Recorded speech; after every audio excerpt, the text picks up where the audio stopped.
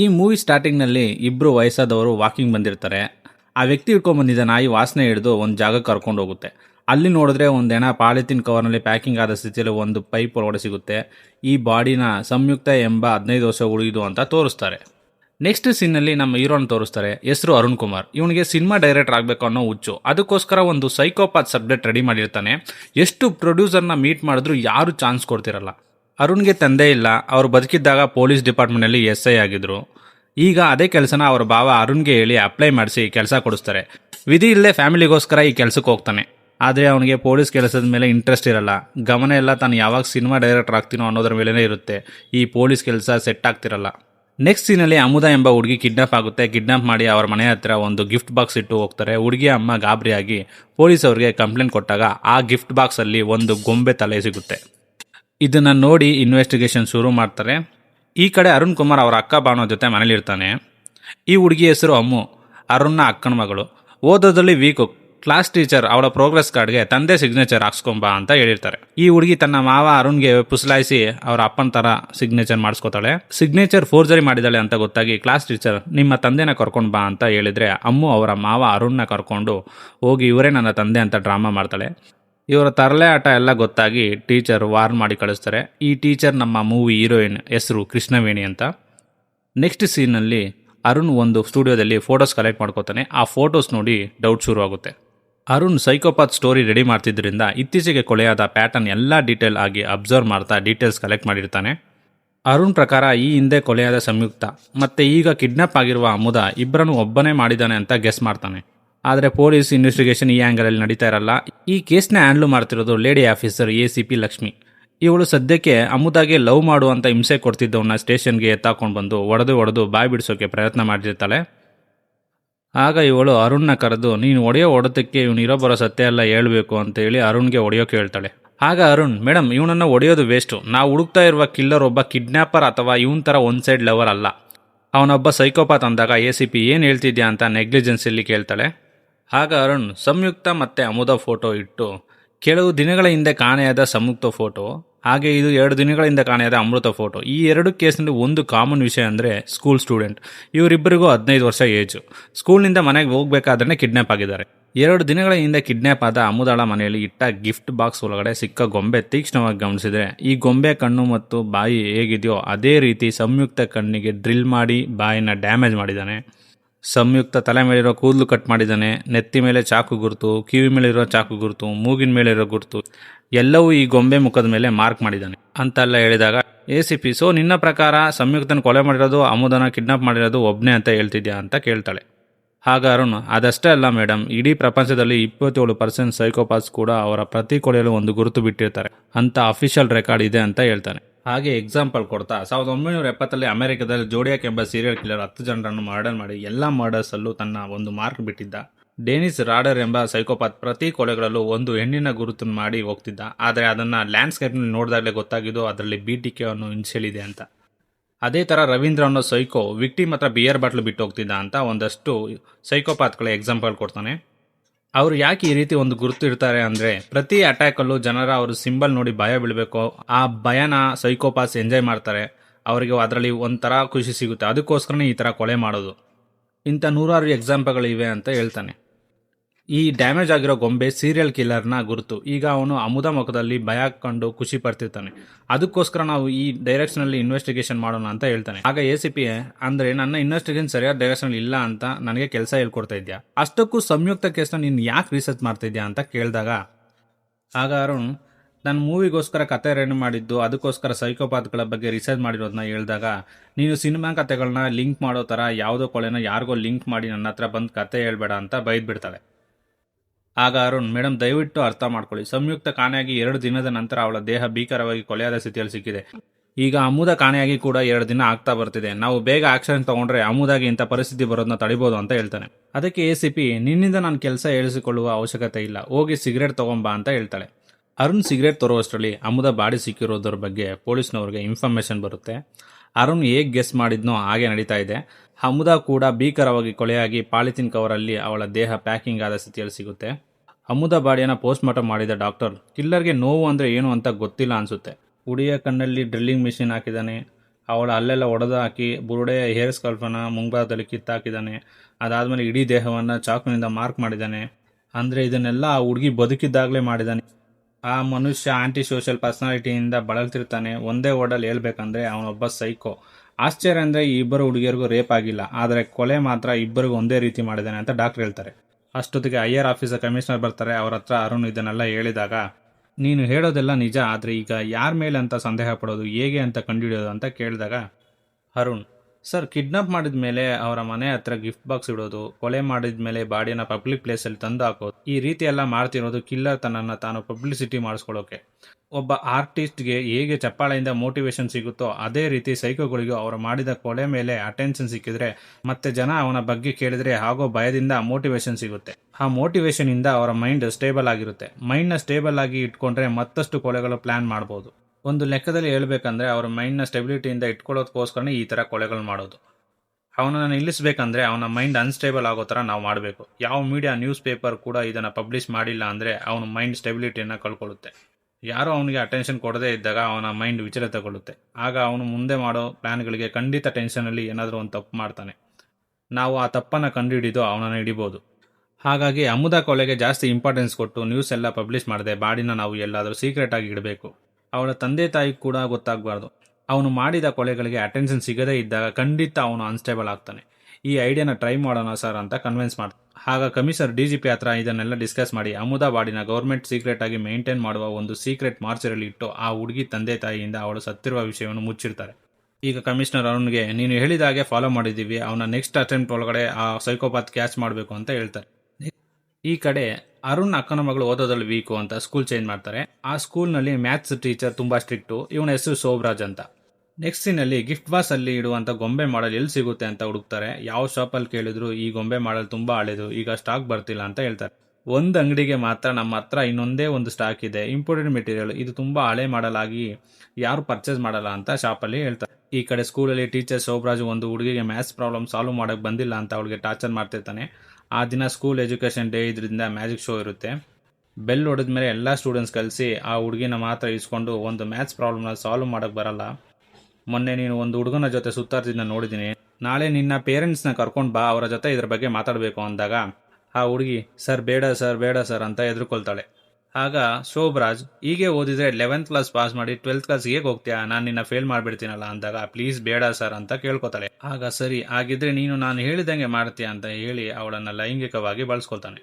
Next ಸೀನಲ್ಲಿ teacher Krishnaveni school ಮುಗಿಸಿ ಹೋಗೋ ಟೈಮ್ಗೆ ಈ ಸ್ಟೂಡೆಂಟ್ ಬರ್ತಾಳೆ, ಹೆಸರು ಮೀರಾ. ಆ ದಿನ ಅವಳ ತಂದೆ ತಾಯಿ ಆ್ಯನಿವರ್ಸರಿ ಇರುತ್ತೆ. ಅದಕ್ಕೆ ಅವಳ ಹಿಯರಿಂಗ್ ನಲ್ಲಿ ರೆಕಾರ್ಡ್ ಮಾಡಿ ಟೀಚರ್ ವಿಶಸ್ನ ಹೇಳ್ತಾರೆ. ಸ್ಪೀಚ್ ಟ್ರೈನಿಂಗ್ಗೋಸ್ಕರ ಈ ಮಿಷಿನ್ ಬಳಸ್ತಾರೆ. ಯಾರಾದರೂ ಏನಾದರೂ ಮಾತಾಡಿದರೆ ಅದನ್ನ ರೆಕಾರ್ಡ್ ಮಾಡಿಕೊಂಡು ಪದೇ ಪದೇ ಅದನ್ನು ಕೇಳಿ ಕಲ್ತ್ಕೋಬೋದು ಅಂತ ಇದನ್ನ ಯೂಸ್ ಮಾಡ್ತಾರೆ. ಆ ದಿನ ಕ್ಲಾಸ್ ಮುಗಿಸಿ ಬಸ್ ಸ್ಟ್ಯಾಂಡಲ್ಲಿ ಎಲ್ಲರೂ ನಿಂತಿರ್ತಾರೆ. ಮೀರಾ ಒಂದು ಆಟೋ ಹತ್ಕೊಂಡು ಹೋಗ್ತಾಳೆ. ಅದೇ ದಿನ ಮೀರಾ ಮಿಸ್ಸಿಂಗ್ ಆಗ್ತಾಳೆ. ಮೀರಾ ತಂದೆ ತಾಯಿ ಪೊಲೀಸ್ ಸ್ಟೇಷನ್ಲಿ ಕಂಪ್ಲೇಂಟ್ ರಿಜಿಸ್ಟರ್ ಮಾಡ್ತಾರೆ.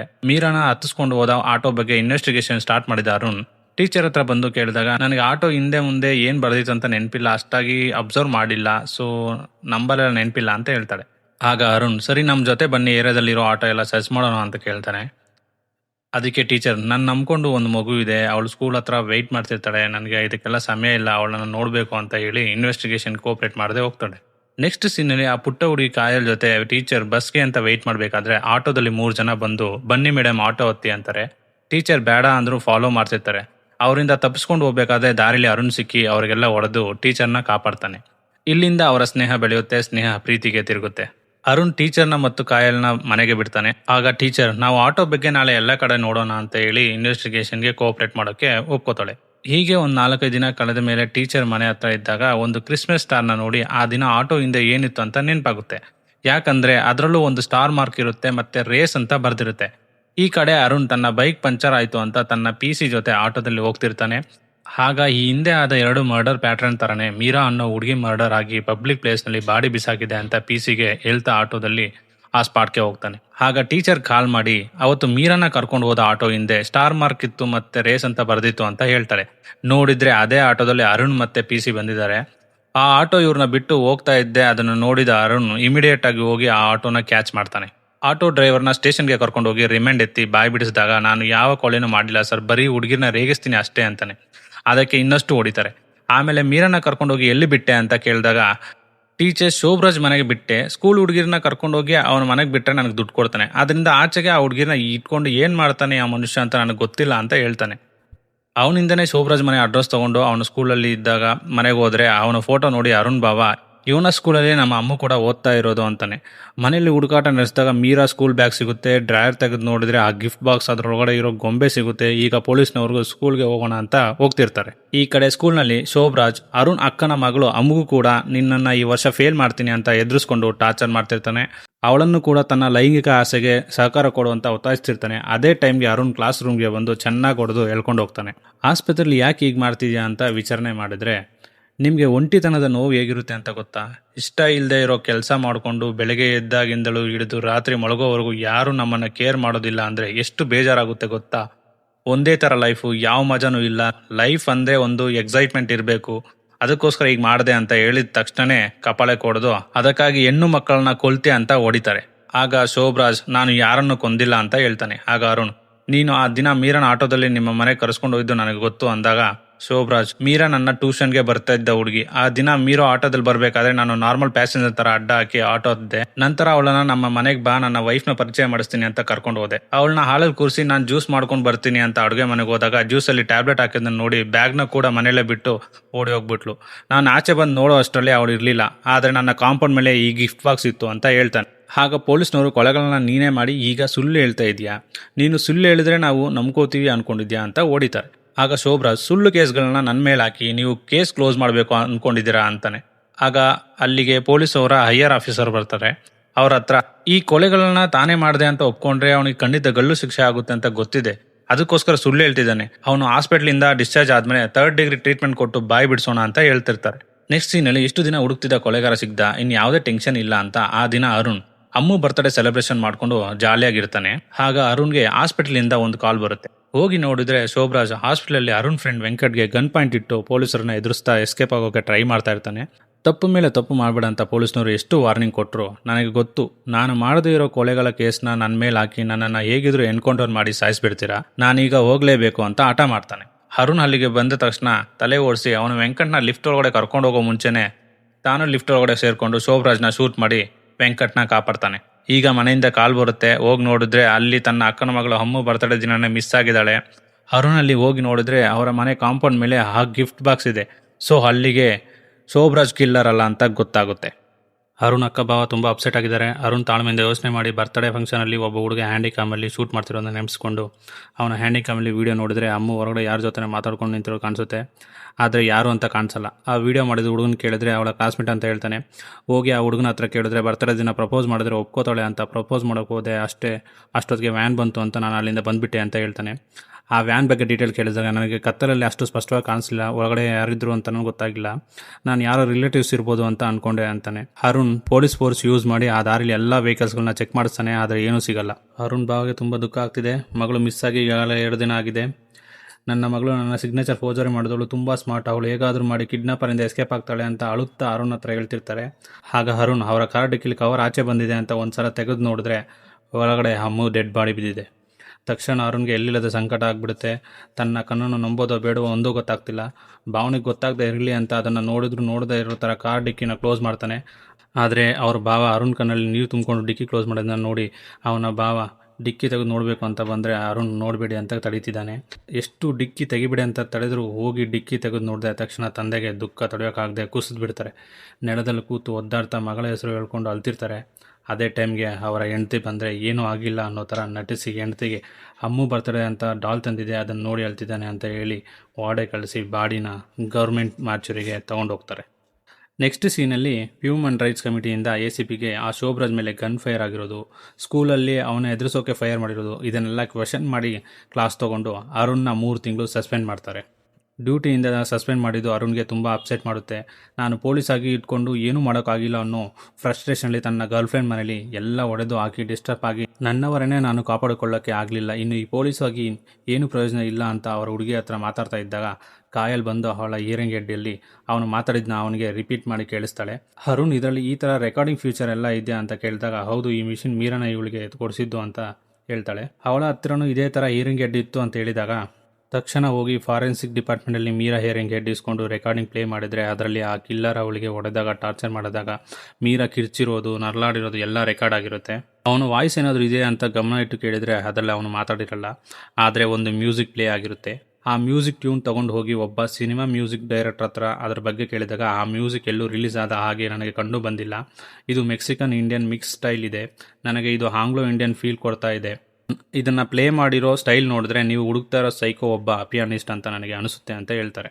ಹೀಗೆ ಮ್ಯೂಸಿಕ್ ಬಗ್ಗೆ ಯಾರಿಗಾರು ಗೊತ್ತಾ, ಯಾರಾದರೂ ಎಲ್ಲರೂ ಕೇಳಿದಾರೆ ಅಂತ ತಿಳ್ಕೊಂಡ್ರೆ ಕಿಲ್ಲರ್ನ ಹಿಡಿಯೋಕೆ ಟ್ರೈ ಮಾಡ್ಬೋದು ಅಂತ ಹೋಗಿ ಒಂದು ರೇಡಿಯೋ ಸ್ಟೇಷನಲ್ಲಿ ಅವರಿಗೆ ಕನ್ವಿನ್ಸ್ ಮಾಡಿ ಈ ಮ್ಯೂಸಿಕ್ನ ಪ್ಲೇ ಮಾಡಿ, ಈ ಮ್ಯೂಸಿಕ್ನ ಎಲ್ಲಿ ಕೇಳಿದಾರ ಅಂತ ಕೇಳಿದರೆ ತುಂಬ ಜನ ಎಲ್ಲೂ ಕೇಳಿಲ್ಲ ಅಂತಲೇ ಹೇಳ್ತಾರೆ. ಆಗ ಯಾರೋ ಒಬ್ಬ ಸ್ಕೂಲ್ ಹುಡುಗಿ ಈ ಮ್ಯೂಸಿಕ್ನ ನಮ್ಮ ಸ್ಕೂಲ್ ಆ್ಯನ್ಯುವಲ್ ಡೇ ಫಂಕ್ಷನಲ್ಲಿ ಕೇಳಿದ್ದೀನಿ ಅಂತ ಕಾಲ್ ಮಾಡಿ ಹೇಳ್ತಾಳೆ. ತಕ್ಷಣ ಅರುಣ್ ಆ ಸ್ಕೂಲ್ ಅಡ್ರೆಸ್ ತೊಗೊಂಡು ಸ್ಕೂಲ್ಗೆ ಹೋಗಿ ಪ್ರಿನ್ಸಿಪಲ್ ಹತ್ರ ಮಾತಾಡಿ ಆ್ಯನ್ಯುವಲ್ ಡೇ ಫಂಕ್ಷನ್ ಕ್ಯಾಸೆಟ್ ಇಸ್ಕೊಂಡು ಪ್ಲೇ ಮಾಡ್ತಾನೆ. ಅದರಲ್ಲಿ ಒಂದು ಮ್ಯಾಜಿಕ್ ಶೋಲಿ ಈ ಲೇಡಿ ಪರ್ಫಾರ್ಮ್ ಮಾಡಬೇಕಾದ್ರೆ ಬ್ಯಾಕ್ಗ್ರೌಂಡಲ್ಲಿ ಈ ಮ್ಯೂಸಿಕ್ ಪ್ಲೇ ಆಗ್ತಿರುತ್ತೆ.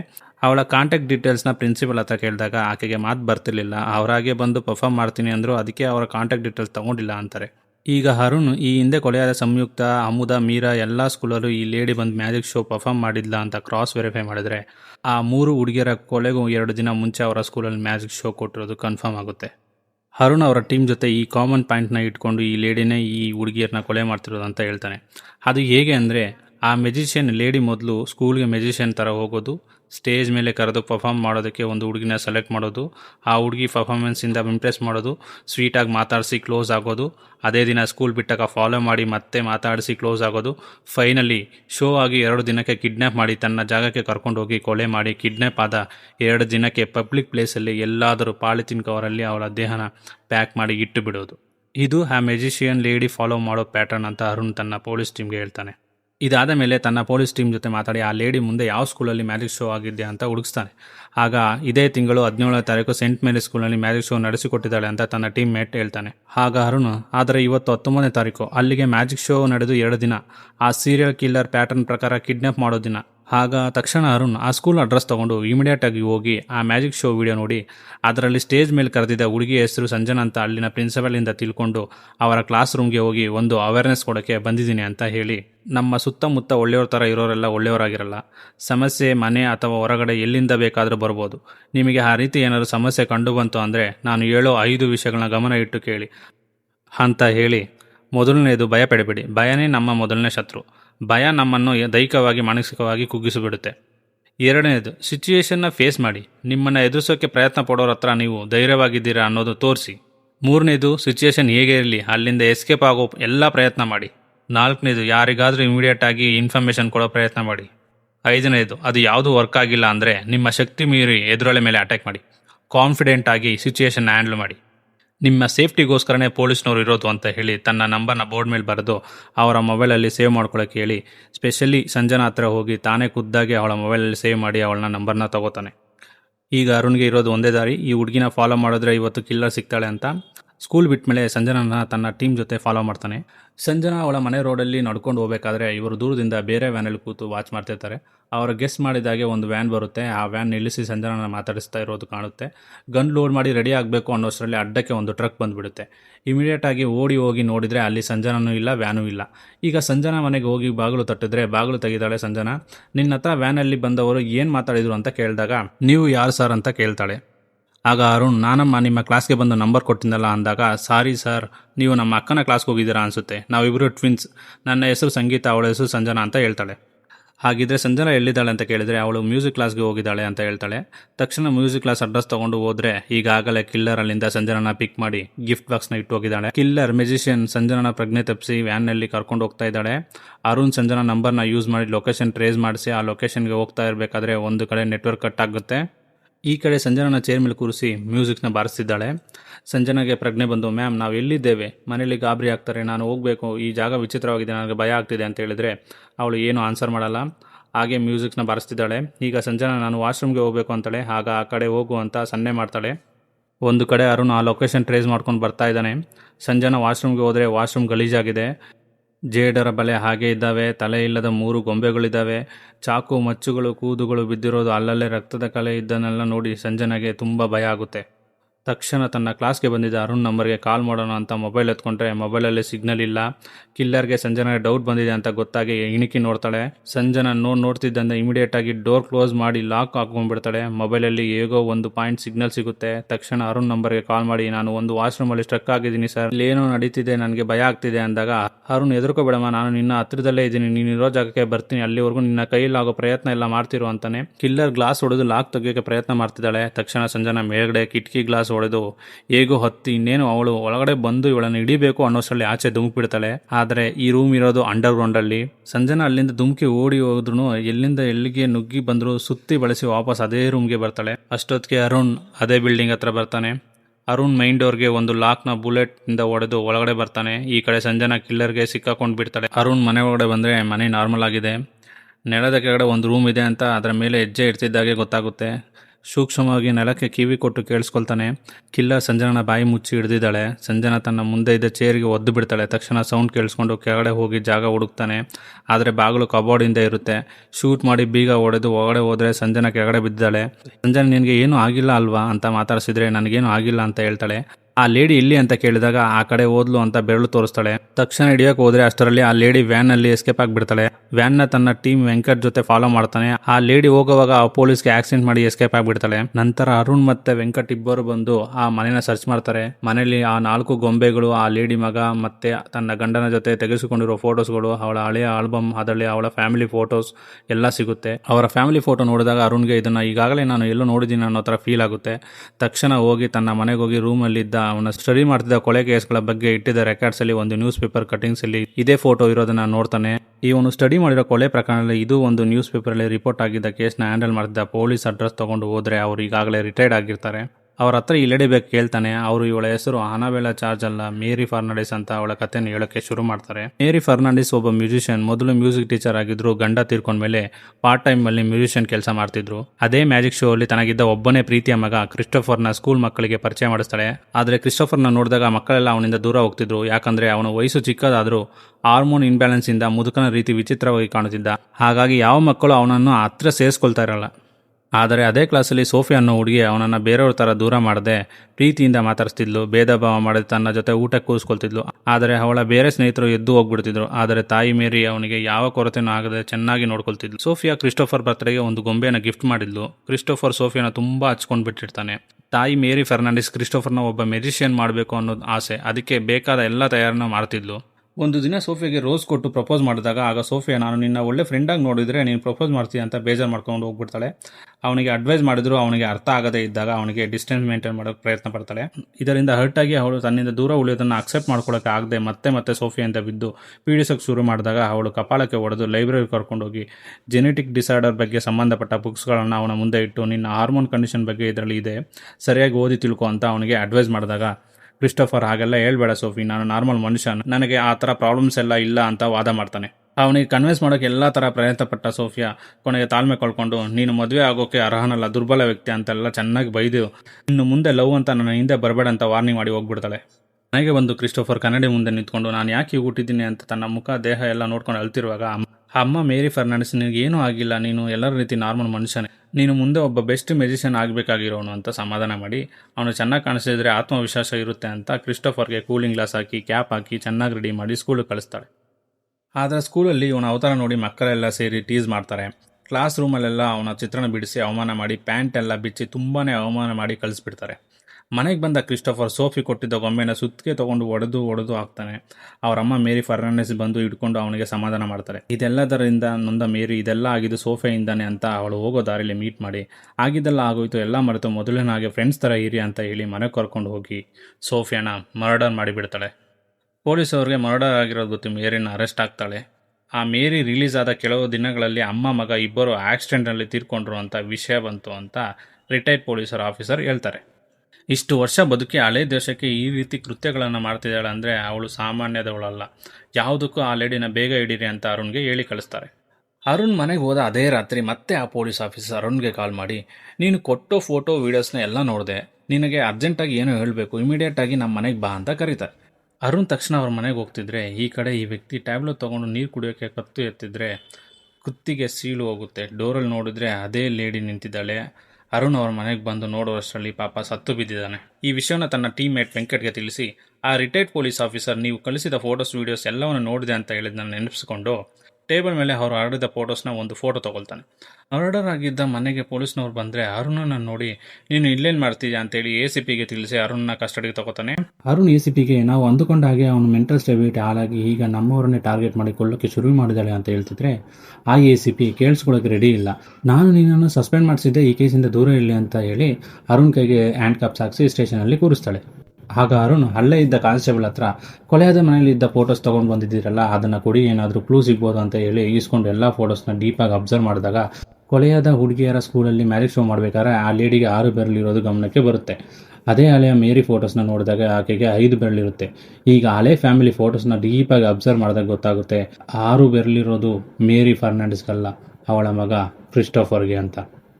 ಅಲ್ಲಿಗೆ ಇಲ್ಲಿವರೆಗೂ ಕೊಲೆಗಳನ್ನು ಮಾಡ್ತಿದ್ದಿದ್ದು ಪೊಲೀಸ್ನವರು ಹಿಂದೆ ಬಿದ್ದಿದ್ದು ಮೇರಿ ಹಿಂದೆ ಅಲ್ಲ, ಕ್ರಿಸ್ಟೋಫರ್ ಹಿಂದೆ. ಮೇರಿ ಆಕ್ಸಿಡೆಂಟಲ್ಲಿ ಸತ್ತೋಗಿದ್ದಾಳೆ, ಆದರೆ ಮಗ ಕ್ರಿಸ್ಟೋಫರ್ ಬದುಕೇ ಇದ್ದಾನೆ. ಅರುಣ್ಗೆ ಈಗ ಅರ್ಥ ಆಗುತ್ತೆ, ಈ ಕೊಲೆಗಳನ್ನು ಮಾಡ್ತಾ ಇರೋದು ತಾಯಿ ಮೇರಿ ಅಲ್ಲ, ಅವಳ ವೇಷದಲ್ಲಿರೋ ಮಗ ಕ್ರಿಸ್ಟೋಫರ್ ಅಂತ. ಆಗ ತಕ್ಷಣ ACP ಹತ್ರ ಹೋದ ಅರುಣ್, ಮೇಡಮ್ ನಾವು ತಪ್ಪಾದ ವ್ಯಕ್ತಿಯನ್ನು ಹುಡುಕ್ತಾ ಇದ್ದೀವಿ. ಪೊಲೀಸ್ನವರೆಲ್ಲ ಮೇರಿ ಫರ್ನಾಂಡಿಸ್ನ ಹುಡುಕ್ತಾ ಇದ್ದಾರೆ, ಆದರೆ ಅವನ ರಿಯಲ್ ಐಡೆಂಟಿಟಿ ಕ್ರಿಸ್ಟೋಫರ್. ಅವನು ಯಾವುದೇ ಭಯ ಇಲ್ಲದೆ ಆರಾಮಾಗಿ ಓಡಾಡ್ಕೊಂಡಿದ್ದಾನೆ. ಕೊಲೆ ಮಾಡೋಕ್ಕೆ ಮಾತ್ರ ಅವರ ಅಮ್ಮನ ವೇಷ ಬಳಸ್ತಾನೆ ಅಂತ ಎಲ್ಲ ಎಕ್ಸ್ಪ್ಲೇನ್ ಮಾಡ್ತಿದ್ರೆ ACP ಅವನ ಮಾತಿಗೆ ಕಿವಿನೇ ಕೊಡ್ತಾ ಇರಲ್ಲ. ಈ ಕಡೆ ಕ್ರಿಸ್ಟೋಫರ್ ಅರುಣ್ ಗರ್ಲ್ಫ್ರೆಂಡ್ ಮನೆಗೆ ಬಂದು ಪವರ್ ಕನೆಕ್ಷನ್ ಕಟ್ ಮಾಡಿ ಕಾಯಿಲ್ನ ಕಿಡ್ನಾಪ್ ಮಾಡ್ತಾನೆ. ಟೀಚರ್ ಅರುಣ್ಗೆ ಕಾಲ್ ಮಾಡ್ತಿದ್ರೆ ಅವನು ACP ಜೊತೆ ಆರ್ಗ್ಯೂ ಮಾಡ್ಕೊಂಡು ಕಾಲ್ ಪಿಕ್ ಮಾಡ್ತಾ ಇಲ್ಲ. ಕ್ರಿಸ್ಟೋಫರ್ ಹೊರಟೋಗ್ತಾನೆ. ಅರುಣ್ ಕಾಲ್ ಪಿಕ್ ಮಾಡಿದಾಗ ಈ ರೀತಿ ಒಬ್ಬ ಬಂದಿದ್ದ, ನೋಡೋಕ್ಕೆ ಮುದುಕನಂತೆ ಕಾಣ್ತಿದ್ದ ಅಂದ ತಕ್ಷಣ ಅವನಿಗೆ ಕ್ರಿಸ್ಟೋಫರ್ ಅಂತ ಕನ್ಫರ್ಮ್ ಆಗುತ್ತೆ. ಸರಿ, ಕಾಯಲ್ಲಿ ಎಲ್ಲಿದ್ದಾಳೆ ಅಂತ ಕೇಳಿದ್ರೆ ಕಿಡ್ನಾಪ್ ಮಾಡ್ಕೊಂಡು ಹೋಗ್ಬಿಟ್ಟಿದ್ದಾನೆ, ಹೇಗಾದರೂ ಮಾಡಿ ಕಾಪಾಡೋ ಅಂತ ಟೀಚರ್ ಹೇಳ್ತಾಳೆ.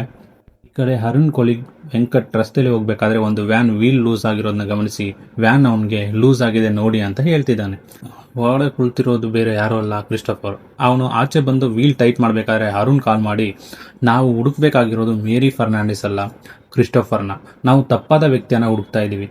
ಕ್ರಿಸ್ಟೋಫರ್ ಆರಾಮಾಗಿ ಓಡಾಡ್ಕೊಂಡಿದ್ದಾನೆ, ಅವನ ಕೈಯಲ್ಲಿ 6 ಬೆರಳಿದೆ ಅಂತ ಹೇಳಿದಾಗ ವೆಂಕಟ್ಗೆ ಆ ದಿನ ವ್ಯಾನ್ ಹಿಂದೆ ಕುತ್ಕೊಂಡಿದ್ದು ಇದೇ ವ್ಯಾನ್ ಇರ್ಬೋದು ಅಂತ ಅನುಮಾನ ಬಂದು ನೋಡಿದ್ರೆ ಡೋರ್ ತೆಗೆ ಕೈ ಇಟ್ಟಾಗ ಆ ವ್ಯಕ್ತಿಗೆ 6 ಬೆರಳಿರೋದನ್ನ ಗಮನಿಸ್ತಾನೆ. ತಕ್ಷಣ ಕ್ರಿಸ್ಟೋಫರ್ ನಿಂತ್ಕೊ ಅಂತ ಗನ್ ಪಾಯಿಂಟ್ ಇಟ್ಟರೆ ಅವನು ಕೇರೆ ಮಾಡದೆ ವ್ಯಾನ್ ಒಳಗಡೆ ಕುತ್ಕೋತಾನೆ. ಕ್ರಿಸ್ಟೋಫರ್ ಇಲ್ಲೇ ಇದ್ದಾನೆ ಅಂತ ಅರುಣ್ಗೆ ಹೇಳಿದಾಗ ಕಾಯಲ್ಲಿದ್ದಾಳ ನೋಡು ಅಂತ ವೆಂಕಟ್ಗೆ ಹೇಳ್ತಾನೆ.